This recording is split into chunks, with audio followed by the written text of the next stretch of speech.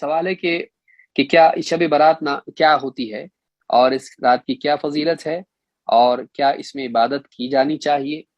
اللہ کے نبی صلی اللہ علیہ وسلم کی ایک حدیث ہے جس میں آپ نے بتایا کہ لیلۃ النصف من شعبان، 15ویں شعبان، نصف شعبان کی رات میں اللہ تعالیٰ یعنی بندوں کی مغفرت فرماتا ہے، سوائے مشرک اور مشاہن کے، سوائے مشرک کے اور اس شخص کے جو کسی بھائی سے جھگڑا کیے ہوئے ہو، ان دو لوگوں کی مغفرت نہیں ہوتی ہے جو خواہش نفس کی بنا پر آپس میں ایک دوسرے کے دشمن بنے ہوئے ہوں۔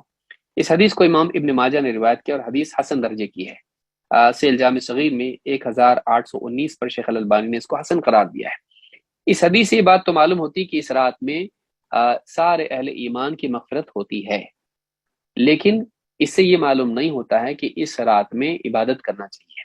اگر ایسا ہوتا تو اللہ کے نبی صلی اللہ علیہ وسلم اس رات میں عبادت کرتے، صحابہ اس میں عبادت کرتے ہیں۔ بعض تابعین سے اس طرح کی بات آئی ہے لیکن وہ دلیل بن نہیں سکتی، کیونکہ یہ صحابہ اور یعنی نبی صلی اللہ علیہ وسلم اس کی فضیلت بتائیں اور پھر اس پر عمل نہ کریں، اس رات میں خاص عبادت کے لیے لوگوں کو ترغیب نہ دیں، ایسا نہیں ہو سکتا ہے۔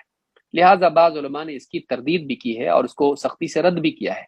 تو احتیاط اسی میں ہے کہ اس رات کو خاص نہ کریں عبادت کے لیے۔